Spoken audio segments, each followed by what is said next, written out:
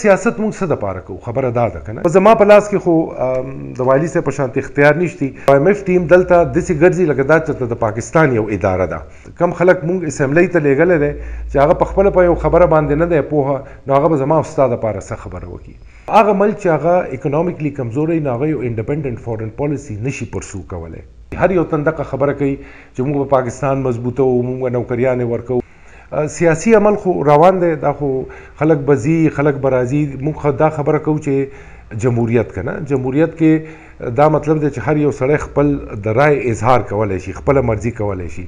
نو یو پارټي پرېښودل خلک اکثر دې ته په بد نظر باندې ګوري چې فلاني دا پارټي پرېښوده او بل پارټۍ ته لاړو، یا هغه پارټي پرېښوده او دریم پارټۍ ته لاړو. نو جمهوریت خو تاسو دا اجازه درکوي چې تاسو که غواړئ نو یو پارټي پرېښودی شئ او بل ته تللی شئ. دې کې څه د بدو ګڼلو خبر نه دی، یا څومره بده خبره چې دی مونږ جوړه کړې. دا د سیاسي عمل یا د جمهوري عمل یوه حصه ده.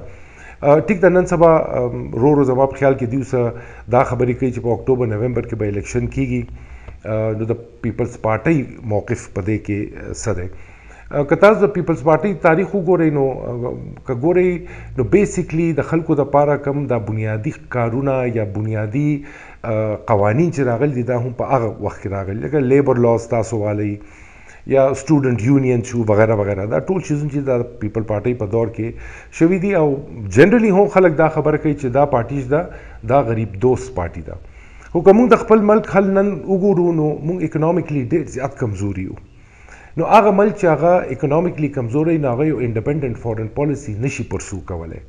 ټیک ده، دلته د خلکو د کنزمپشن دپاره موږ دا خبره کوو چې موږ د امریکې نه منو، موږ د IMF نه منو، موږ د چین نه منو. خو که موږ هر څه ووایو نو موږ بیا هم د هغو نه قرضه اخیستې ده، د IMF نه د ورلډ بانک نه موږ قرضه اخیستې ده او د هغو په ډیکټیشن باندې به موږ چلیږو. او زموږ فورن پالیسي چې هم ده نو ټو ا لارج ایکسټینټ د هغو په مرضۍ باندې به چلیږي. زموږ به هلو انډیپنډنټ فورن پالیسي کیږي چې موږ اکنامکلی موږ انډیپنډنټ شو. لکه فار ایگزامپل موږ د روس نه موږ تیل راوغوښتو، په هغې باندې امریکې ډېر زیات بد ګڼلی دي ځکه هلته د روس او د یوکرین مسله روان دی. یا پاکستان داسې آوټ رایټ د رشیا کنډمنیشن نه دی کړی چې هغو په یوکرین باندې حمله کړې. د هغې وجه څه ده؟ د هغې وجه همدغه ده چې موږ په هغو باندې اکنامکلی ډیپنډنټ یو. هی دې ستاسو IMF ټیم راغلی دی او IMF ټیم دلته داسې ګرځي لکه دا چې د پاکستان یو اداره ده. هغه هم د وزیر اعظم سره ملاویږي، هم هلته د عمران خان سره ملاویږي، هم د نورو پارټیانو سره ملاویږي. او پارټیانو هغو ته دا وایي چې تاسو موږ له دا ګارنټي راکوئ چې الیکشن چې دی دا په وخت باندې کیږي. نو ټیک ده، زموږ چې په تیر کې څه شوي هغه شوي دي. که اوس هغه خبرې موږ شروع کړو نو زما په خیال کې بیا پاکستان ترقي نشي کولی. اوس پکار دی چې موږ مخې ته ګورو. ټیک ده، مخې ته به سخت وخت راځي، خو زموږ یو داسې ټیم پکار دی چې هغه د ټول ناول د پاکستان اکنامک حالت چې دی دا ښه کړي. فورن پالیسي او دا شیزونه چې دي دا به بیا وروسته راځي. خبره دا ده چې په دې ملک کې تاسو سیاست کوئ نو نن سبا که تاسو وګورئ د پارټیانو په منشور کې څه داسې فرق نشتی. هر یو تن دغه خبره کوي چې موږ به پاکستان مضبوطه وو، موږ به نوکریانې ورکوو، یا عمران خان چې موږ به دونه کورونه جوړوو او د پاکستان حالت به ښه کوو. دا ټول دا یو خبره کوي. او د نظریاتو سیاست اوس که تاسو وګورئ نو د لارج ایکسټینټ د نظریاتو سیاست په پاکستان کې نشتی. خو هر یو تن چې دلته سیاست کوي نو هغه خامخا د خپل سروایول دپاره د یو نه یو پارټۍ سره ځان خامخا اټیچ کوي. ټیک شو که نه؟ بیا د دې نه خو ستاسو ګزاره نه کېږي که نن سبا یو سړی وایي زه انډیپنډنټ الیکشن کوم، د هغه دپاره ډېره زیاته دا خبره ګران ده. اوس سیاست موږ څه دپاره کوو خبره دا ده که نه؟ ټیک ده، سیاست خو سړی د دې دپاره کوي چې که سبا زما په لاس کې څه اختیار راغی یا زه په اسمبلی کې کېناستم نو زه به د خپلې علاقې دپاره د خپل ولس دپاره ګوره موږ په دې علاقې کې اوسو که نه؟ نو ما ته که د پینډۍ نه ده پته، که ما ته د اسلام آباد نه ده پته، که ما ته پېښور نه ده پته، خو د سوات د حالاتو خو ما ته پته ده که نه؟ ټیک ده.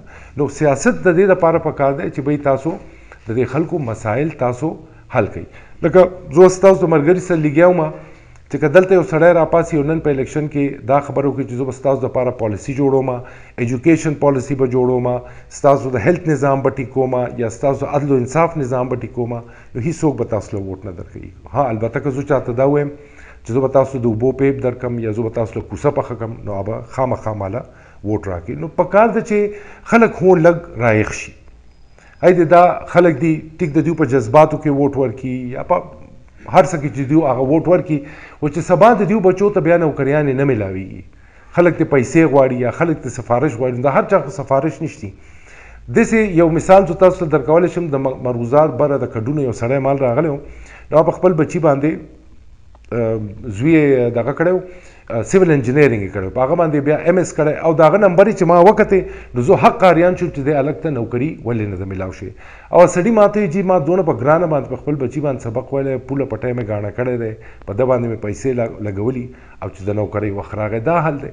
چېرته دوبۍ ته تللی، په دوبۍ کې هغه ته دومره ښه نوکري میلاو شوې ده چې زما په خیال کې دلته ولا حکومت څومره پیسې ورکړي د هغې نه 100 دومره پیسې هغه هلته. نو زه دا وایم چې مونږ ولې خپل قابل خلک چې دی دکې ولا ورکو د دې ملک نه وباسو، او کم ناقابله خلک چې دی هغه مونږ په دې نظام کې را دننه کوو. دا نظام چې نن کامیاب نه دی، د هغې د ټول نه وجه لویه وجه څه ده؟ زموږ سره کمپټنټ خلک نشتی. دلته په دوبۍ کې تاسو وګورئ یا تاسو سعودي عربیا ته لاړ شئ، نو ټاپ انجینیر چې به وي هغه په سایټ باندې ولاړي، هیټ به یې اچولی، په سایټ باندې ولاړي، مټیریل به چک کوي، لیبر به چک کوي، د کار رفتار به چک کوي.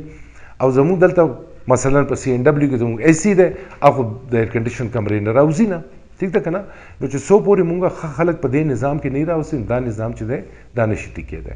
ګورئ زه خو دا وایم چې هغو ته چې کومه موقع میلاو شوې، داسې ډېر کم حکومتونه راغلي چې هغو ته لکه په اسمبلی کې دونه کسان د دیو راغلي دي او دونه په با اختیار طریقې باندې دیو راغلي دي. موږ دا خبره کوو که نه چې پنجاب زموږ نه مخکې شو، د هغه خلک زموږ نه مخکې شو، ټیک ده، ځکه چې د هغو لیډران چې دي د هغو دپاره جنګ کوي. زمونږ دلته مسله دا ده چې زمونږ لیډران چې دي زموږ د خلکو دپاره څه جنګ نه کوي. او په دې 9 کال کې تاسو ماته ووایئ موږ په دې صوبه کې اوسو، کم داسې تبدیلي راغلې چې موږ وایو چې او 9 کال دیو پات شي، د صحت په نظام کې ښېګړه راغلی، یا د تعلیم په نظام کې ښېګړه راغلی، پولیس ښه شوي دي، یا د عدل و انصاف نظام چې دی دا موږ ته لږ اسان شو. دا د عدل و انصاف دا نظام چې دی یا کوم قانون چې زموږ دی دا خو کلونیل پاورز جوړ کړی و. برطانیه دلته یو کلونیل پاور، هغو د خپل مقصد دپاره هغه قانون جوړ کړی و. هغه قانون چې دی دومره کال زموږ وشو چې موږ آزاد شوي وو، او په هغه قانون کې لا اوسه پورې چا څه ترمیم نه دی کړی، د خلکو دپاره اساني پکې نه ده پیدا کړې.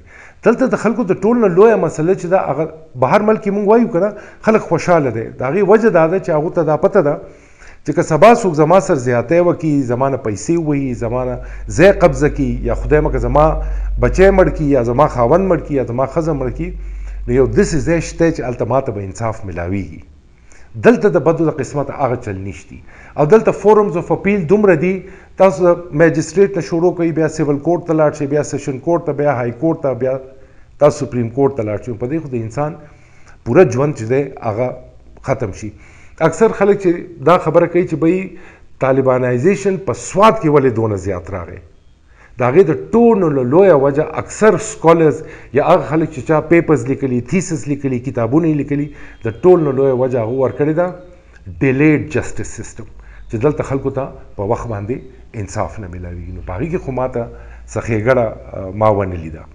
او بل خبره دا ده چې کم خلک مونږ اسمبلی ته لیږلی دی چې هغه په خپله په یو خبره باندې نه دی پوهه، نو هغه به زما او ستا دپاره څه خبره وکړي. دې په سوات کې زموږ ماین شته، زموږ ایمرل ماین شته. تاسو په خپله وګورئ چې سوات شانګله کې 3 ایمرل ماینز دي، یو نه دی، 2 نه دي، 3 د شموزو دی، د امنۍ دی، او هلته زموږ د مینګورې ماین دی. ټیک ده، د دې فایده چا لاړه؟ د دې فایده ټول بهر خلکو لره. کټینګ بهر کیږي، سیل د دې بهر کیږي، او زموږ خلک چې دلته دي غریبانان بس ناست دي، هغه زاړه انسټرومنټ دي ورسره په هغې باندې کټینګ کوي. زموږ ټوریزم انډسټري ته تاسو وګورئ، زموږ دلته د شلتالانو څونه پیداوار کیږي. ستاسو شلتالان پروسس کیږي، چې پروسس کیږي کوم ځای پروسس کیږي؟ یا په لاهور کې پروسس کیږي، یا په پنډۍ کې پروسس کیږي، او ښکلي په ډبو کې بند شي، او هغه ډبې په 100 او په 1.5 روپۍ باندې موږ دلته الو.